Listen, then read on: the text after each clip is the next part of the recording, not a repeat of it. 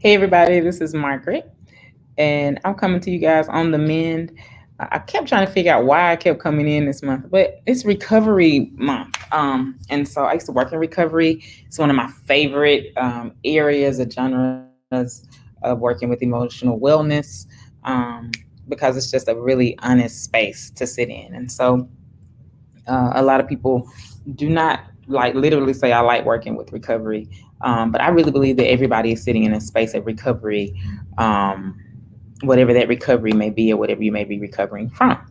And so I'm going to do a little bit of taste tonight. If you are free in the next hour, I would like for you to join me in Bishop Marshall Mabry III in Tremont Temple Baptist Church in Macon, Georgia, as we talk about behind the mask, the unseen face of mental health in the Black church. And I'm going to give y'all just a snippet of it because this actually goes into talking about what it looks like to sit in recovery. So you guys see what's there. I ask people often to question the text. So you guys know what On the Mend is. It literally talks about mental health in a biblical perspective. I am not preaching on the mend, but we do talk about what it looks like to consider our mental health or to consider our emotional wellness in a space of those who look at it from a biblical space.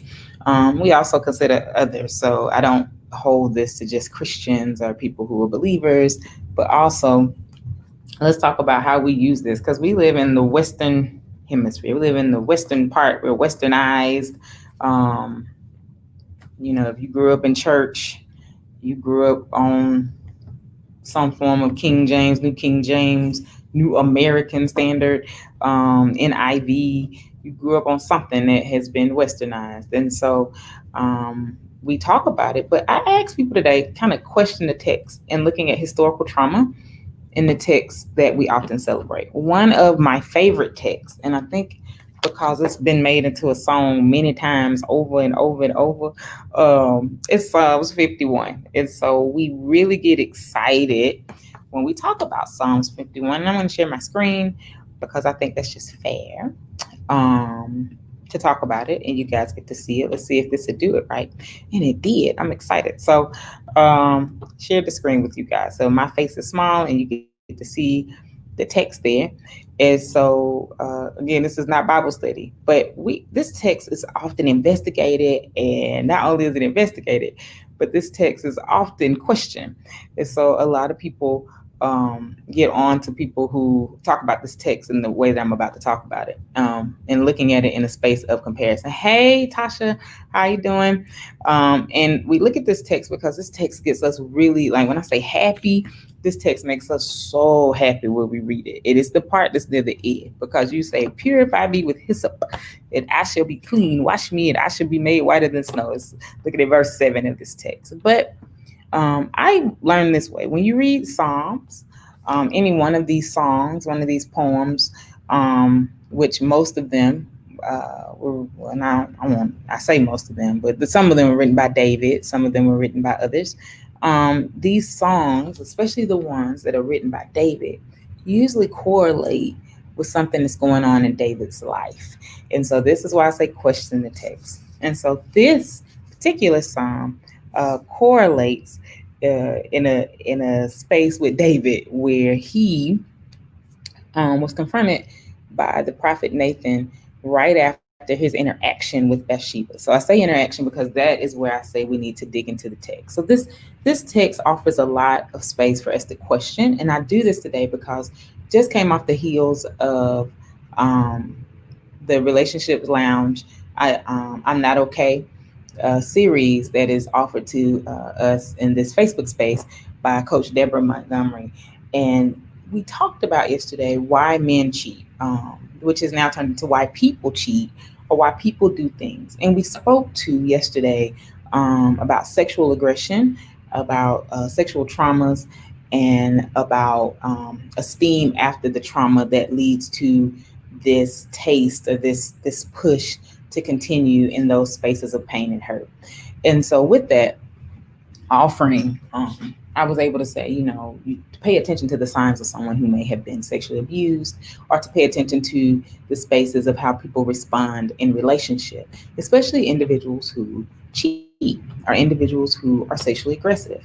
And so, as I was studying today, I was looking, I was like, let me go back and revisit this particular space. Again, this is one of my favorite Psalms, and it's because of Seven Down, why it's one of my favorite Psalms.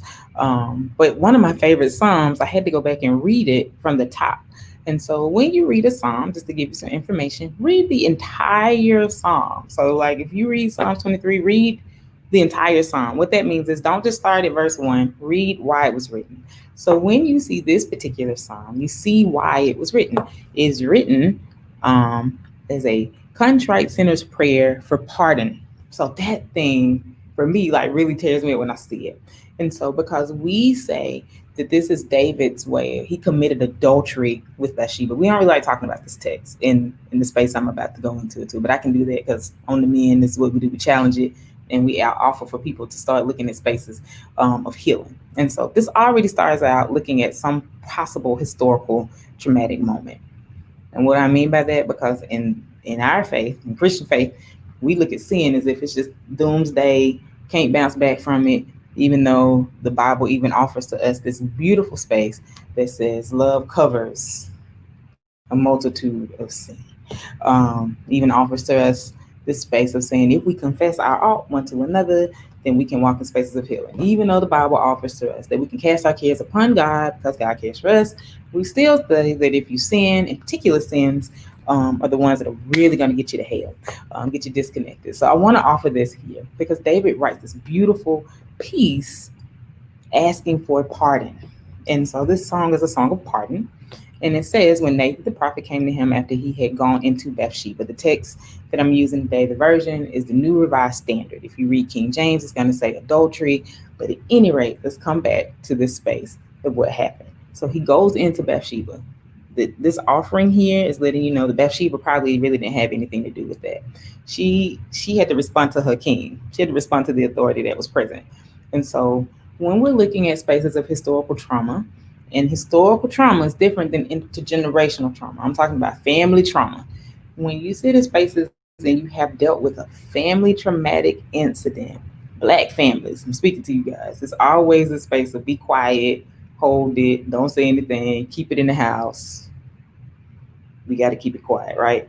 We already see that this is one of those pardon me, don't erase it. When you're pardoned, something is erased. So pardon. David is asking for a pardon about coming into or going into without permission, without sanction, without to go. So here's a space where we're going into it. So David is asking for grace. There are spaces when you are dealing with historical trauma, family ongoing trauma, that you're stuck and you're asking for grace because now David is admitting here that he needs something else to help him to go into spaces of healing. And I pushed for this today because I felt like last night maybe it was left off, and I know that it's a series, but for those in my heart today, for those who need to hear this, please do. And like it, love it, and share it. Because this is where you start to question if you're one who I go by the Bible. This is where you start to question the text and find ways of healing from historical trauma because we start to celebrate something before we start to see the pain that's initiated inside. So when we get down, David is asking for a lot in this text. One, blot out what I did wrong. Truthfully, it was not blotted because we have in the text, when you go and read the actual scripture about what happened, we see what happens, right? So sometimes please understand that historical issues in your family aren't erased, are not forgotten, but they are hidden, which means if you see them and if they're happening, this is a space where those who are sitting in family as elders, if you're brave enough, and I mean, braving is really hard, but if you're brave enough, see if your family will sit down and start talking about what happened. This helps with trauma, and it also helps with us understanding our emotional wellness palette in our families. What does it look like for us to heal? What does it look like for us to move forward? And how do we engage those spaces? And so, because David is asking for a blot out, he's asking for something to be erased. He's asking for something to be done with. But we find that it wasn't blotted out because we get to go back. We get to be privy to going back and reading what happened. Why Wash me thoroughly from my iniquity and cleanse me from my sin. Here's a part we have to ask. David admitted this was wrong. Well, however you want to see it, David admitted this very act was wrong. And so sometimes sitting in our historical trauma, we have to go back and look and say, this is wrong. Like what happened it wasn't right. I mentioned last night, and so did Coach Deb, about individuals who cheat.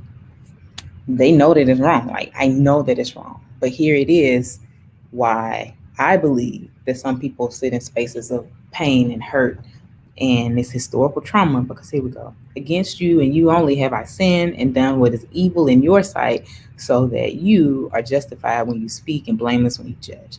So God, he feels like only he did this against God. He knew this was wrong, right? But clearly somewhere in community, this was okay for David to do this, because only against you, God, have I sinned.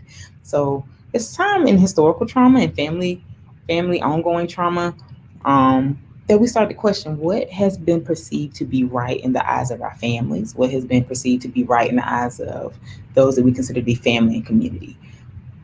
Because David is saying this is only wrong in your sight. In other words, people aren't judging him for it. People aren't saying anything for it. People aren't speaking up to the pain and the ill that sits right here.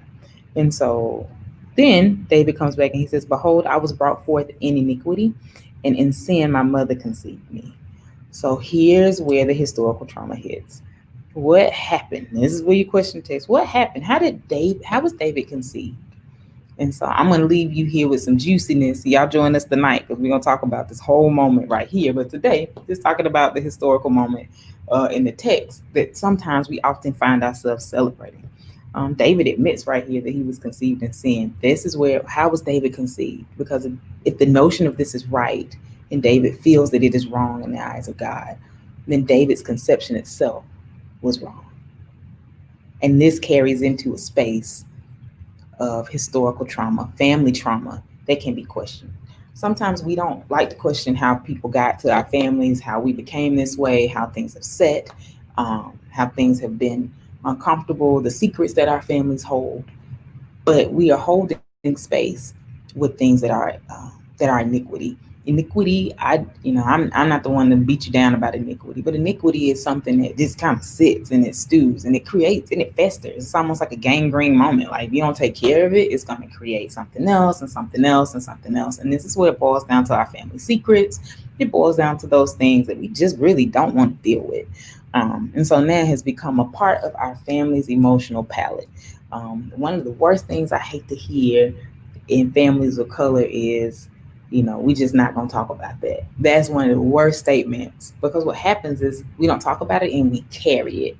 When we carry it, it starts to create dis-ease, and that dis-ease starts to open us up to places of disease, like I'm sick. And now it becomes this historical family physical problem that we now walk around with heart disease. Family historical problem that we now walk around with cancer. Family historical problem that we now walk around with this mental health disorder. Family historical problem because we're not approaching and offering how in the world was I conceived? What was I born into, and what did I come from? And so, I ask you to look at this, because then the part of celebration in this text, behold, you desire truth in the innermost being, and in the hidden part, you will make me know wisdom. David asked for this to be blotted, but then David came back. And the writer who represents David says in verse 6, behold, you desire truth in the innermost being. We offer in our profession what's called internal family systems. So it's when you get to know the parts of who you are and what they represent and how you actually built those parts to operate as protectors, distractions, are now been crushed down to hidden spaces. Innermost parts are their exile. Like, I don't need you anymore. Like, I don't want you to represent. I don't want you to be present. I don't need people to notice you, because you might be an embarrassment. So if you get noticed, it might turn into something else, and I don't want that. And so if that's the case, this is where David is sitting, and this is where I had to come and kind of investigate this text, because this was something that I thought it wowed me.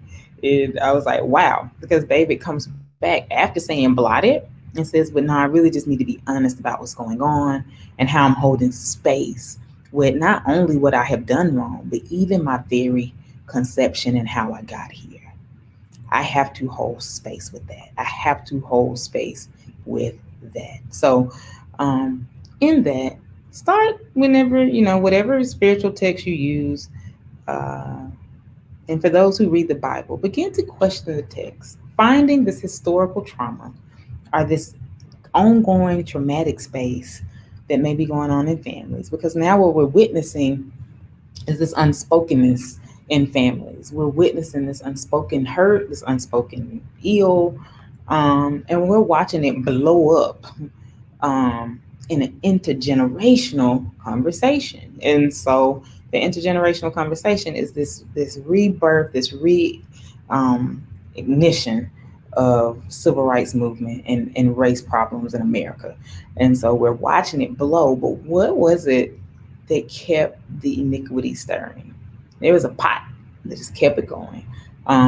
Was it the fact that we managed this, calling it the war on poverty, in the late 60s and early 70s?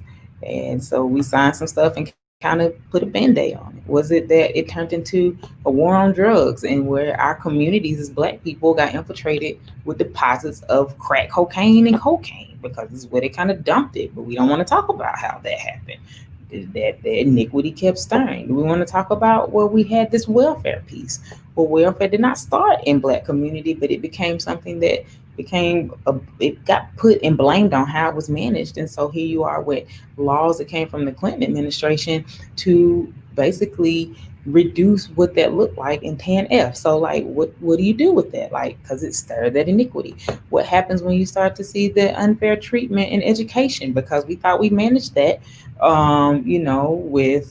with Roe versus Wade, thought that was managed, right? So, but here we are dealing with it again, stirring of iniquity, when you find that the test scores and the things that were like in the 90s, when you find that school systems are still not being fair, when it came down to SAT and ACT. For those of you who remember that, when they found that the ACT and the SAT were geared differently for people of color, and come to find out that the questions asked on the SAT literally were geared so that it would become a divisive piece for people of color. Like, that's research. I'll go look it up. Like, but that stirred the iniquity. And so here is how I was conceived and the things that I'm doing to act on the pain that's there that I have not dealt with. So I don't want to leave you guys without any hope in this, but I am inviting you to look at, when you read Bible and get excited, what is it that David was asking right here? Because he leaves us with that question in 6, behold, you desire truth in the innermost being, and in the hidden part, you will make me know wisdom. If we decide to investigate ourselves and look, we start to find out about ourselves, we start to seek that wisdom, we start to seek that understanding, we start to know who we are, and therefore we get to know our values. These are things that I always talk about, because I am one that seeks to understand and give to community this space and freedom of self-actualization and how we attach. And so one way to attach and know what system you belong is absolutely knowing your values. So I invite you to investigate that today, because you desire the truth in our innermost part. So what do you really value, and what are the values that you live by? I invite my clients, when I meet with them, to find 5 values that they live by. Don't use Webster's dictionary, but like, what are the things that you live by, that are your own deal breakers? Like, if you don't get them done and you don't do it right, straight up deal breaker. Like, I know I just violated myself. No, I just messed that up. Oh my God. So how do I need to come back, and how do I need to mend? Knowing the truth of this innermost space, our innermost parts, so that we can know how to walk in wisdom. This wisdom is for us to know who we are, right? And how to introduce ourselves so that we don't fall into the traps, into the strongholds that we may call into systems that will keep us there, because we don't know how to get back to self. The other thing that I offer in this, because I'm desiring truth in the innermost being, this is what God is saying. Like, he's saying, God, you want to know the truth. You don't want to cover it up. Like, let's just know the truth and know what it is, so that I can see the wisdom of it. Just facing it, face the truth. Sometimes we cover up things by blame. Defense mechanisms pop up where we project on people. But take the time to sit back with yourself. What David did, or the writers of Psalms, is they literally turn these into songs, right? Their pain, their issue, they turn them into songs and poetry. So What does that look like? Do you journal? Do you take time to do that? Because they turned it into pain. They took the pain of it and they begin to write. One of the biggest things is that if we write our stories and stick them there where we can see them and go back and we leave it, because sometimes we just think we're writing the vision and making it plain, like that's like the ultimate success story, and we carrying on with major businesses. But one thing that major businesses do, they also document failures and they put them there. And if you go back and read the history of anything that's large and big and great, it documents the failures. It documents those things because the innermost part, sometimes you want to hide it. Don't hide it. Document it. Because it gives you the wisdom on how to move. And the third thing is a celebration of this text. Why I love this text. David offered and begged for the space of being cleansed. And so I won't go into all that part because that's the other part. But he talked about being cleansed. And then he talked about what he needed to hear to move. So the other thing I want to offer in the fact of knowing your values and documenting the story is also what do you need to hear to move beyond the iniquity and the transgression? What is the sound that needs to come forth in order to start to transition your own movement so that you can offer it to a space that is intergenerational and is healing? So what do you need to hear? David is saying he needs to hear joy and gladness. Let the bones which you have broken rejoice. Like I need to see me put back together. I need you to clean my heart. I need you to renew me. So because some of us we sit in these spaces, David not only investigated his own issue, but David also investigated the issue of his own conception, which means what was I born into? Like how did I even get here? I was born into this sin. So like what happened in my birth? And in that, he needed to be restored because I need to see myself. If I don't see myself, then I began to carry on this historical trauma and I begin to pass that on to my kids and their kids, and how that keeps going. So I need to hear this joy. I need to be able to be restored. And then I need to be able in that restoration to have a willing spirit and I need to teach transgressors my ways. In other words, I can take the historical trauma I have and then I can go back again, write it down and say, hey, this is how I got out of it.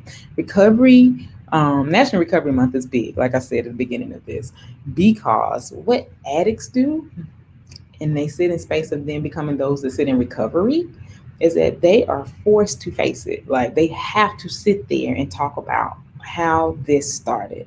A really good recovery program is going to take them back to their childhood and it's going to invite them to spaces where they have to sit internally and see what happened. Some of them have to sit and ask the question of, wow, how did I get here? Because I was born out of sin. In other words, this is historical. My father used, his father used, his father used. So where do I stop it? And how do I go back and teach how to stop? And how do I bring people into a place that is a conversion of self, not converting you out of personality, but to show you that there's a better way? And how do I do that?